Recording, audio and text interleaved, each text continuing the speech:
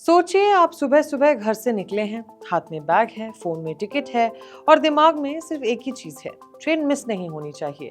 आप railway station पहुंचते हैं। प्लेटफॉर्म पर भीड़ है, ट्रेन आने में अभी 30 से 40 मिनट है। गर्मी का मौसम है, आपको प्यास लगती है। आप इधर उधर देखते हैं और एक वाटर कूलर नजर आता है। आप बॉटल निकालते हैं, पानी भरते हैं और पी लेते हैं। क्यों? क्योंकि हम नेचुरली अज्यूम करते हैं कि रेलवे स्टेशन पर जो पानी ड्रिंकिंग वाटर के लिए दिया जा रहा है वो सेफ ही होगा। अब दूसरी सिचुएशन, आपके साथ एक छोटा बच्चा है, ट्रेन लेट हो गई, बच्चे को टॉयलेट जाना है। आप वॉशरूम ढूंढते हैं। फिर सोचिए आपके साथ एक एल्डरली पर्सन है, उन्हें बैठना है, या कोई व्हील चेयर यूजर है जिसे प्लेटफॉर्म तक पहुंचना है। ये सब हम रेलवे स्टेशन की बेसिक फैसिलिटीज मानते हैं और ये कोई लग्जरी नहीं है। लेकिन अब एक गवर्नमेंट ऑडिट रिपोर्ट के नंबर्स देखिए। 512 रेलवे स्टेशंस का ऑडिट हुआ और इनमें से 458 स्टेशंस पर मिनिमम एसेंशियल अम्यूनिटीज में कमी मिली, यानी ऑडिटेड स्टेशंस का 89% से ज्यादा। सिर्फ 54 स्टेशंस ऐसे थे जहां प्रिस्क्राइब्ड मिनिमम एसेंशियल अम्यूनिटीज के अगेंस्ट शॉर्टफॉल नहीं मिला। और सबसे कंसर्निंग फाइंडिंग्स में से एक ड्रिंकिंग वाटर को लेकर है। सीएजी के ऑडिट में 8 स्टेशंस के वाटर कूलर सैंपल्स में ई कोलाई डिटेक्ट हुआ। अब एक मिनट, ई कोलाई होता क्या है? क्या इसका मतलब ये है कि रेलवे स्टेशन का पानी पीते ही आप बीमार हो जाएंगे? क्या हर स्टेशन का पानी अनसेफ है? और अगर पानी में ई कोलाई मिलता है तो एक्चुअली बॉडी के अंदर क्या हो सकता है? अब और एक बड़ा सवाल, जब रेलवेज के पास पैसेंजर अम्यूनिटीज के लिए प्रॉपर स्टैंडर्ड्स और पैसा दोनों हैं, तो फिर बेसिक फैसिलिटीज में इतनी बड़ी कमी क्यों मिली? आज इसी पूरी सीएजी रिपोर्ट को सिंपल लैंग्वेज में समझते हैं। नमस्कार, आप देख रहे हैं एच न्यूज, मैं हूं आपके साथ नंदिनी। चलिए सबसे पहले समझते हैं कि ये रिपोर्ट आई कहां से। सीएजी यानी controller and auditor general of India. CAG government के एक्सपेंडिचर और फंक्शनिंग का ऑडिट करता है और देखता है कि गवर्नमेंट सिस्टम्स प्रिस्क्राइब्ड रूल्स और ऑब्जेक्टिव्स के अकॉर्डिंग काम कर रहा है या नहीं। इस रिपोर्ट का फोकस था इंडियन रेलवेज के नॉन सबर्बन रेलवे स्टेशंस पर पैसेंजर अम्यूनिटीज और सैनिटेशन। ऑडिट ने 512 selected non suburban railway stations को एग्जामिन किया। ऑडिट पीरियड प्राइमरीली 1920 से 2023-24 था। अब इंडियन रेलवेज का स्केल समझिए। 2023-24 में नॉन सबर्बन कैटेगरी के स्टेशन से हजारों पैसेंजर ट्रेन्स डेली ऑपरेट कर रही थी और इन स्टेशंस के through crore of passengers travel कर रहे थे। यानी रेलवे स्टेशन हमारी एवरीडे लाइफ का एक मैसिव पार्ट है। इसलिए जब सीएजी रेलवे स्टेशंस पर बेसिक अम्यूनिटीज को ऑडिट करता है तो बात सिर्फ एक फैन, एक चेयर या एक वाटर कूलर की बात नहीं होती। बात होती है पब्लिक इंफ्रास्ट्रक्चर कितना इफेक्टिवली डिलीवर हो रहा है। अब रिपोर्ट में बार बार एक टर्म का यूज हुआ, मिनिमम एसेंशियल अम्यूनिटीज। नाम से ही समझ आ रहा है, मिनिमम एसेंशियल यानी रेलवे स्टेशन पर पैसेंजर को जो बेसिक फैसिलिटीज मिलनी चाहिए। इसमें ड्रिंकिंग वाटर है, वेटिंग एरिया है, सिटिंग है, टॉयलेट्स और यूरिनल्स है, फैंस है, वाटर कूलर्स है, प्लेटफॉर्म शेल्टर्स है, डस्टबिन्स है, पब्लिक अनाउंसमेंट सिस्टम जैसे अरेंजमेंट्स है। रेलवे बोर्ड ने इन फैसिलिटीज के लिए नॉर्म्स प्रिस्क्राइब किए हुए हैं, यानी रूल्स ऑलरेडी हैं, स्टैंडर्ड्स ऑलरेडी डिफाइंड है। क्वेश्चन सिर्फ इम्प्लीमेंटेशन का है। और जब सीएजी ने ग्राउंड रियलिटी और अवेलेबल रिकॉर्ड्स को कंपेयर किया तो पिक्चर काफी कंसर्निंग थी। 512 में से 458 स्टेशंस पर एक या उससे ज्यादा मिनिमम एसेंशियल अम्यूनिटीज में डेफिशिएंसी मिली। ध्यान रहे, इसका मतलब ये नहीं है कि हर एक फैसिलिटी हर स्टेशन पर मिसिंग थी। कहीं फैसिलिटी कंप्लीटली अवेलेबल नहीं थी, कहीं रिक्वायर्ड क्वांटिटी से कम थी, कहीं प्रिस्क्राइब्ड स्टैंडर्ड्स मीट नहीं हो रहे थे। लेकिन ओवरऑल फाइंडिंग ये थी कि बहुत बड़े नंबर में स्टेशंस प्रिस्क्राइब्ड बेसिक बेंचमार्क्स को फुल्ली मीट नहीं कर रहे थे। नंबर्स को और सिंपल करते हैं। अगर आप 100 ऑडिटेड स्टेशंस का सैंपल इमेजिन करें तो रफली 89 स्टेशंस में किसी ना किसी मिनिमम एसेंशियल अम्यूनिटी में शॉर्टफॉल मिला और लगभग 11 स्टेशंस में ऐसा शॉर्टफॉल नहीं मिला। इसलिए रिपोर्ट का बड़ा सवाल ये नहीं है कि एक स्टेशन पर फैन क्यों खराब था। सवाल ये है कि बेसिक अम्यूनिटीज के प्रिस्क्राइब्ड स्टैंडर्ड्स इतने सारे स्टेशंस पर कंसिस्टेंटली मीट क्यों नहीं हो रहे। और इसी क्वेश्चन का सबसे स्ट्रॉन्ग एग्जाम्पल है ड्रिंकिंग वाटर। वापस उस पैसेंजर के पास चलते हैं। उसे प्यास लगी, उसने वाटर कूलर से बॉटल भरी, पानी पी लिया। अब मान लीजिए उस पानी के सैंपल में ई कोलाई डिटेक्ट होता है। ई कोलाई होता क्या है? ई कोलाई एक बैक्टीरिया है जो नॉर्मली ह्यूमंस और वार्म ब्लडेड एनिमल्स की इंटेस्टाइन में पाया जाता है। अब यहाँ एक इंपॉर्टेंट बात, हर ई कोलाई हार्मफुल नहीं होता। हमारे गट में भी ई कोलाई के कई स्ट्रेन्स नेचुरली प्रेजेंट होते हैं और वो नॉर्मल इंटेस्टाइनल बैक्टीरिया का पार्ट हो सकते हैं। प्रॉब्लम तब होती है जब हार्मफुल स्ट्रेन्स फूड या ड्रिंकिंग वाटर को कंटामिनेट कर दे। और ड्रिंकिंग वाटर में ई कोलाई मिलना एक सीरियस वार्निंग साइन क्यों है? क्योंकि ई कोलाई को फीकल कंटामिनेशन का इंडिकेटर माना जाता है। सिंपल लैंग्वेज में, अगर ड्रिंकिंग वाटर में ई कोलाई डिटेक्ट हो रहा है तो ये सिग्नल दे सकता है कि वाटर सप्लाई किसी स्टेज पर ह्यूमन या एनिमल वेस्ट से कंटामिनेट हुई हो। और अगर harmful E coli strain body में चला जाए तो इन्फेक्शन के सिम्टम्स में डायरिया, स्टमक क्रैम्प्स, वोमिटिंग और नोजिया हो सकता है। कुछ केसेस में ब्लडी डायरिया भी हो सकता है और कुछ डेंजरस स्ट्रेन्स सीरियस कॉम्प्लिकेशंस तक कॉज कर सकते हैं, इंक्लूडिंग हेमोलिटिक यूरेमिक सिंड्रोम जो किडनीज को डैमेज कर सकता है और सीवियर केसेस में लाइफ थ्रेटनिंग हो सकता है। लेकिन यहाँ एक बहुत इंपॉर्टेंट डिस्टिंक्शन है। सीएजी की रिपोर्ट ये नहीं कह रही कि उन 8 स्टेशंस पर हर पैसेंजर को ई कोलाई इन्फेक्शन हुआ। ऑडिट ने स्पेसिफिक वाटर सैंपल्स टेस्ट किए और उन सैंपल्स में ई कोलाई डिटेक्ट हुआ।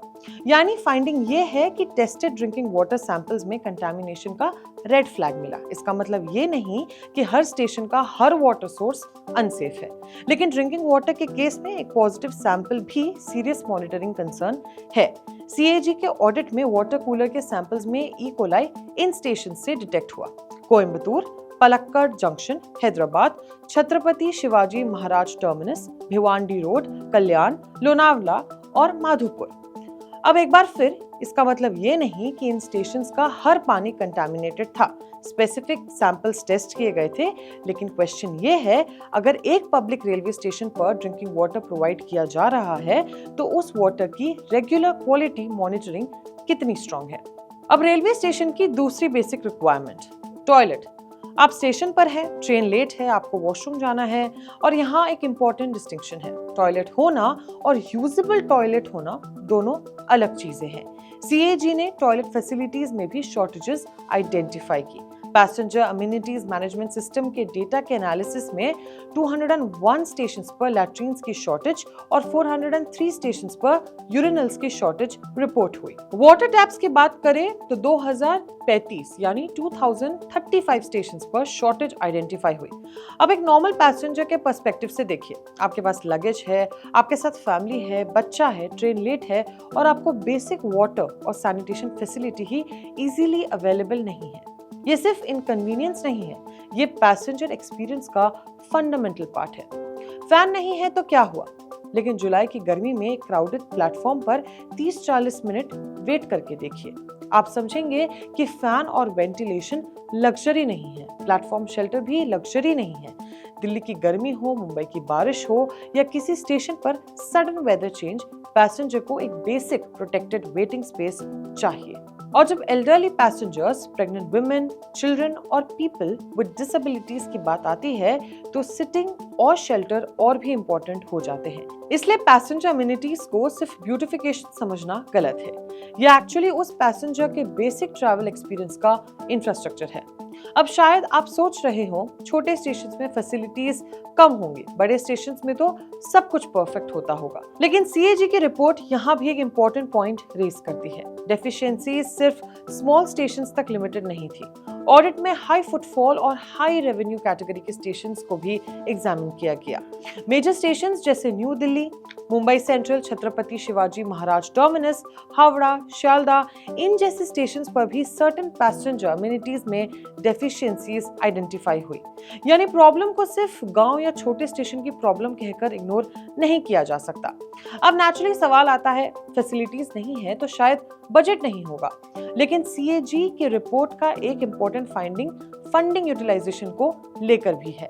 2019-20 से 2023-24 के बीच पैसेंजर अम्यूनिटीज के ग्रांट्स का रफली 36% से 44% तक हर साल अनस्पेंट रहा। यानी एक तरफ पैसेंजर अम्यूनिटीज में डेफिशिएंसी, दूसरी तरफ एलोकेटेड फंड्स का सब्सटैंशियल पोर्शन अनयूटिलाइज्ड। तो फिर सवाल बनता है, प्रॉब्लम पैसा ना होने की है या पैसा इफेक्टिवली यूटिलाइज ना होने की।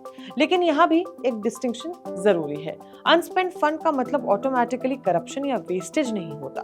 गवर्नमेंट प्रोजेक्ट्स में फंड्स का utilization sanctioning, tendering, procurement, construction और एडमिनिस्ट्रेटिव प्रोसेस पर भी डिपेंड करता है। लेकिन सीएजी का कंसर्न ये है कि जब पैसेंजर अमेनिटीज में गैप्स कंटिन्यू कर रहे हैं तो अवेलेबल रिसोर्सेज को टाइम बाउंड तरीके से यूटिलाइज करना और मॉनिटरिंग इंप्रूव करना जरूरी है। अब एक और इंपॉर्टेंट नंबर, सीएजी ने 395 पैसेंजर अमेनिटी वर्क्स एग्जामिन किए। इनमें से अराउंड 59% वर्क्स डिलेड मिले। कुछ प्रोजेक्ट्स 1 साल तक डिले हुए, कुछ 1 साल से 4 साल तक, और कुछ केसेस में डिले और भी ज्यादा था। अब पैसेंजर के लिए इसका मतलब क्या है? सिंपल, अगर स्टेशन पर टॉयलेट बनाना है और प्रोजेक्ट सैंक्शन हो गया तो पैसेंजर के लिए एक्चुअल इंप्रूवमेंट तभी है जब टॉयलेट बनकर रेडी हो। अगर वाटर फैसिलिटी अप्रूव हो गई लेकिन इंस्टॉलेशन डिले हो गया तो पैसेंजर को अप्रूवल से कोई बेनिफिट नहीं मिलता। अनाउंसमेंट फैसिलिटी नहीं होती, कंप्लीटेड इंफ्रास्ट्रक्चर फैसिलिटी होती है, और इसी गैप को सीएजी ने हाईलाइट किया है। अब पूरी रिपोर्ट को एक सिंपल क्वेश्चन में कन्वर्ट करते हैं। प्रॉब्लम ये नहीं है कि इंडियन रेलवेज के सारे स्टेशंस खराब है, ये कहना अनफेयर होगा। इंडिया का रेलवे नेटवर्क एनॉर्मस है, स्टेशंस का साइज, पैसेंजर लोड और इंफ्रास्ट्रक्चर अलग अलग है। सीएजी ने भी सिलेक्टेड स्टेशंस को ऑडिट किया है, लेकिन रिपोर्ट जो क्वेश्चन रेज करती है वो उससे कहीं ज्यादा बड़ी है। जब मिनिमम स्टैंडर्ड्स ऑलरेडी डिफाइंड है तो उन स्टैंडर्ड्स को कंसिस्टेंटली इंप्लीमेंट क्यों नहीं किया जा रहा? अगर ड्रिंकिंग वाटर के स्टैंडर्ड्स हैं तो रेगुलर टेस्टिंग क्यों नहीं? अगर टॉयलेट्स के नॉर्म्स हैं तो शॉर्टेजेस क्यों? अगर सीटिंग और शेल्टर प्रिस्क्राइब्ड है तो शॉर्टफॉल क्यों? अगर पैसेंजर अम्यूनिटीज के लिए फंड्स अवेलेबल है तो यूटिलाइजेशन में इतना गैप क्यों? अगर प्रोजेक्ट सैंक्शन है तो उनमें सालों तक डिले क्यों? और अगर डेफिशिएंसीज आइडेंटिफाई हो जाती है तो उनको टाइम बाउंड तरीके से फिक्स क्यों नहीं किया जाता? यही सीएजी रिपोर्ट का रियल स्टोरी पॉइंट है। और यहाँ एक और चीज को इग्नोर नहीं किया जा सकता, सिविक सेंस, क्योंकि रिस्पॉन्सिबिलिटी सिर्फ गवर्नमेंट की भी नहीं है। ऐसी रिपोर्ट्स भी सामने आती रहती है जहां रेलवे स्टेशन पर फैसिलिटीज अवेलेबल होने के बाद भी लोग उन्हें डैमेज कर देते हैं। टैप्स और फिटिंग्स चोरी हो जाती हैं, पब्लिक प्रॉपर्टी को तोड़ दिया जाता है और क्लीनलीनेस मेंटेन नहीं की जाती। आप रीसेंट रिपोर्ट्स ही देख लीजिए, रेलवे स्टेशन पर चद्दर तक चोरी होने जैसे केसेस सामने आते हैं। तो सवाल ये भी है कि गवर्नमेंट इंफ्रास्ट्रक्चर प्रोवाइड करे, मेंटेन करे और अकाउंटेबिलिटी फिक्स करे, लेकिन क्या हम पैसेंजर्स की भी रिस्पॉन्सिबिलिटी नहीं बनती? पब्लिक प्रॉपर्टी का मतलब किसी का नहीं होता, ये हम सबका है। सरकार को फैसिलिटीज देनी होंगी, उनकी मेंटेनेंस और मॉनिटरिंग करनी होगी, लेकिन पैसेंजर्स को भी ये समझना होगा कि जिस टैप से हम पानी पीते हैं, जिस सीट पर हम बैठते हैं, जिस टॉयलेट को हम यूज करते हैं, उसे तोड़ना, गंदा करना या चोरी करना अल्टीमेटली हमारी ही पब्लिक फैसिलिटी को खराब करना है। इसलिए बेटर रेलवे स्टेशन की रिस्पॉन्सिबिलिटी सिर्फ सरकार की नहीं, सरकार और सिटीजन्स दोनों की है। अब एक बार फिर उस पैसेंजर के पास चलते हैं जो स्टेशन पर खड़ा था, हाथ में बॉटल है, बैग कंधे पर है, ट्रेन का वेट कर रहा है। उसके लिए रेलवे स्टेशन कोई सीएजी रिपोर्ट नहीं है, उसके लिए रेलवे स्टेशन बस एक जगह है जहां से उसे अपनी ट्रेन पकड़नी है। उसे पानी चाहिए, उसे टॉयलेट चाहिए, उसे बैठने की जगह चाहिए, गर्मी है तो फैन चाहिए, बारिश है तो शेल्टर चाहिए, और अगर वो दिव्यांग है तो एक्सेसिबल इंफ्रास्ट्रक्चर चाहिए। इनमें से कोई भी चीज लग्जरी नहीं है, ये बेसिक पब्लिक अम्यूनिटीज है। और अगर आपको ये वीडियो पसंद आई हो तो इसे लाइक, शेयर एंड सब्सक्राइब जरूर करें, और आप देखते रहिए एज न्यूज़।